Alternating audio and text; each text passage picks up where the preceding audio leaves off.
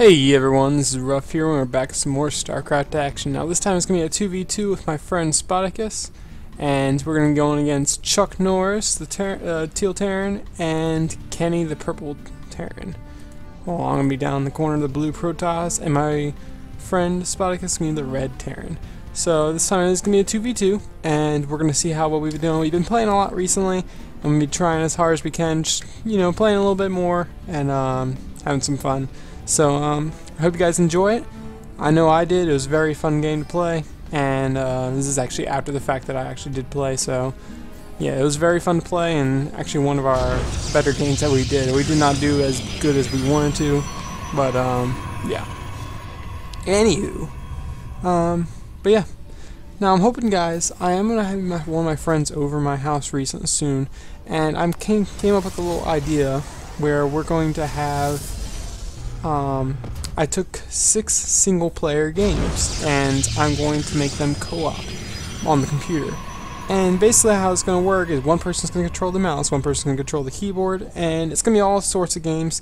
We're going to roll a dice, a 6-sided die, and see which game we actually get stuck with, and we'll figure out from there. The games that we have Skyrim, we have Magicka, we have Nowhere Room in Hell, Psychonauts, Dead Island, and Space Marine.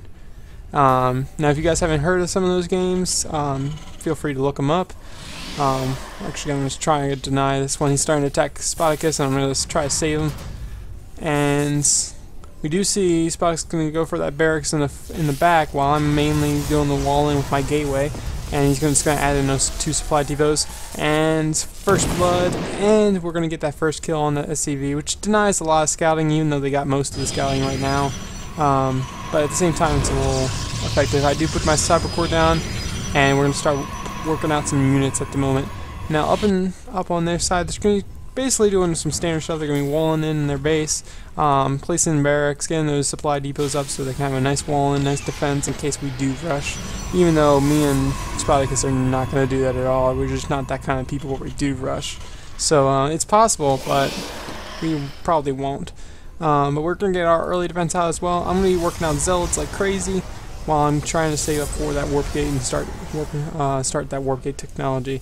We do have that second barracks on the way for Spoticus, and up on the other side we do have a double refinery down, as well as just one barracks for Chuck Norris, and we do have an engineering bay on the way, as well as a barracks for our purple player, and we'll see what this is going to lead up to. I'm going to add on a couple additional gateways. He's telling me we should probably go for Colossus. The way he was thinking, like he said, to bypass this wall, I can basically either walk up right here or on this side, or can just bombard the wall from a long range distance without having to worry about it too much. So it's actually going to be pretty effective if I do that. And I think I'm going to take his advice and probably work on that. But at the same time, I'm going to be working out some units just to get as many units as possible. He's going for that factory as well as the tech lab, so we might see some Reapers out. We might see some kind of the Marine upgrades or whatever the case may be. And what do we see out of our Teal Terran? We do see an additional barracks and a factory going down, as well as an additional barracks for our purple player. And we finally do have that orbital on the way. And orbitals are very important. You need to get those orbitals as soon as possible. And like you see, Spoticus is doing just that right now. Do have some stalkers on the way. Like I said, I'm basically working my way up to getting a large army before my warp gate is even out. A fairly large. It's about 5 or 6 units is pretty big for Protoss, because the Protoss units are pretty more powerful than most of the other units out there. Protoss units, like the very beginning units, have, if you're including the shields, 150 health, while the Stalker has 160, and that's beginning units, while the Marines only have 45, 50 once, 55 I believe, yeah, 55 once the shields get out, which is fine, but it's not going to be matching up to 150. So anyway, but we're going to see I do have my Robo on the way, as well as some more Stalkers and Warp Gates finishing up, while my Spoticus is going to go for that Starport, as well as Marine production pretty heavily. And we do see Siege Tech out for Chuck Norris, and he's going to be getting out those Siege Tanks and getting out Siege Tech pretty quickly. We do see the factory finally on the way for Kenny, and he is going to be basically pumping out Marines like crazy because these dual reactors right here, which is going to be really, really basically pumping out Marines non-stop. And so he's going to be a Marine heavy army while this guy's going to be a Marine siege tank. And it seems like he's going to be doing heavy siege tank production. And siege tank's not too bad, but once I bring out Immortals or even Colossus, they can just wreck their world. So as long as I can get that, it does look like Spoticus is going to go for a pretty heavy airplay. He's throwing down additional starports. I believe he's going to go for lots of Banshees. I'm not exactly sure, but we do say that Tech Lab, which is going to kind of bring that queue. We do see some early aggression out of us. We're going to be pushing forward, but he does have that siege tank, which allows him to have a little more hard defense. And we're going to try and push this right now. We do decide to focus that siege tank, and I actually lost all my units based on that because my units got stuck. And I actually need to get everybody out of there. We need to retreat out. They have too large of an army that we can't actually fight right now, just because the siege tanks themselves are just so powerful, and it's going to allow him to be a little more defensive on the way. So we can't really attack him at the moment. I do decide to do a round of Stalkers, and that's going to allow me to hold off any type of Marine push, because Marines will just get owned by Stalkers every day, all day long. And we see the first Colossus is going to be on the way. And we do see Banshees out of Spoticus, and we do see continued production of Siege Tank Marines for our teal player. And for purple, we're going to have that, like I said, lots of Marines, upgrades, and that's just how it's going to go. We're going to have tons of upgrades, and he's going to start getting that upgrade advantage while we are just going to be mainly sitting at 0-0 while he's going to have that one attack upgrade. Which is going to be pretty effective versus our units. However, I don't think it's going to make that big of a deal because there's so many units. Well, in a 1v1, upgrades are very important. 2v2, yeah, I'm not saying they're not important. I'm just saying they're probably not as important as in 1v1s. But I do decide to keep on doing Stalkers. Stalkers are basically a hard counter for anything they're going to throw at us right now because Stalkers do additional damage versus armored. So, and also they're going to also do additional, they're just a little bit better versus Marines because it's the hard counter for Marines. But I do have that second Colossus on the way. I already have one out, and I need to be careful with these. I don't want to lose these too early on. And we do see a huge push on the way right now. I think they're going to be setting up a slight contain, trying to deny anything we're going to try to do. And I do have my Colossus out, and it's immediately going to get focused down. And this is actually, we do take out a couple of tanks, but sometimes we do have this massive army right here, but they're walking right into Spoticus' siege line, and we do take out one tank, but at the same time, they're going to lose all their other ones. I do have this one tank that I want to take out. I'm moving forward. But at the same time, we do not have that wall going down. We need to go down now so I can get my other units out. But he does decide to move in, and he's going to set up that siege. But I'm going to work the units right on the front line, right next to him, and here goes nothing. And I should be able to take out most of these tanks. They're all dangerously low. Bam, bam. And we just broke their contain pretty well, so there's nothing really they can do at the moment, and we just kind of broke that, so that's the good news. I do have that Colossus on the way. Now I can get that second Colossus along with Thermal Lance. On the back of this, Spoticus has been making quite a bit of Banshees, and he's actually going, he has cloaking already, and that's going to allow him to move out right now, and he's going to be doing lots of damage with that Banshee Harass. Now we will see Teal's going to be, basically, he's going to be recouping after that. He does not have the biggest army ever. He does have siege tanks, and he's going to go for expansion right now, so he can basically follow up on this, make it a little effective. Even though he lost a lot, he's going to try to recoup his losses and get a lot more money on the backhand of this. At the same time, we do see purple. He's going to be going for Thors. He has Marines with 1-1 out already, and he's going to get his own Banshees out a little bit too. So we'll see how effective this is. We do have the Banshees heading out right now, and will this be effective? That is the question. At the same time, I'm working on Thermal Lance and additional Colossuses, as well as I'm just basically kind of building up my army.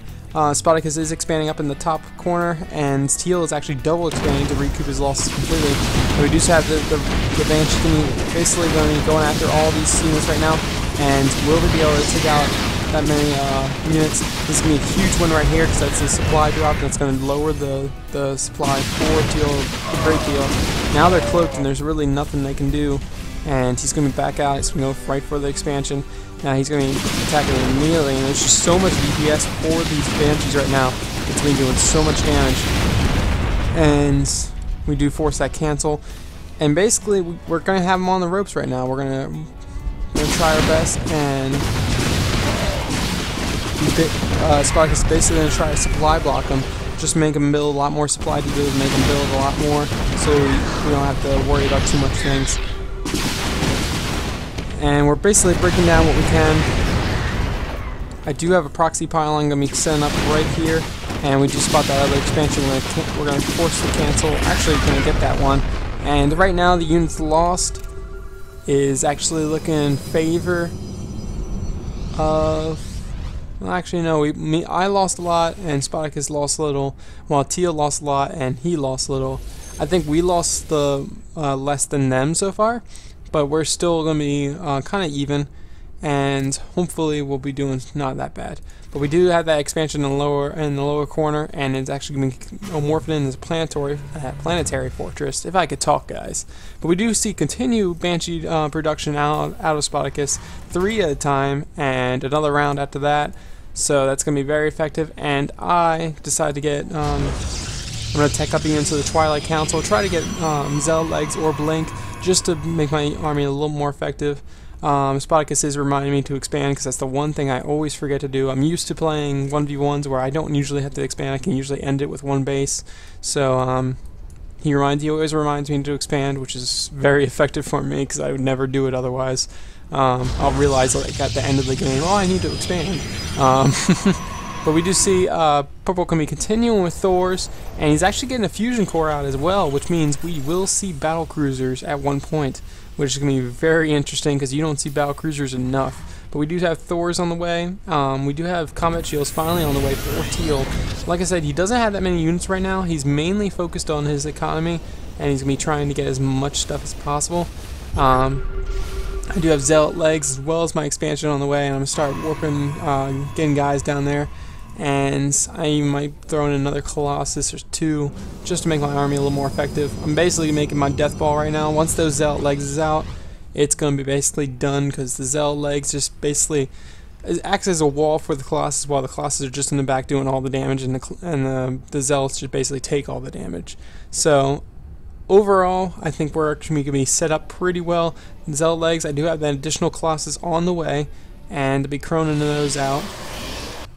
That Nexus is nearly done for me. My Spoticus is going to be going for Vikings now. He's going to go for air superiority, full scale, and he's going to get in tons of Vikings, tons of everything.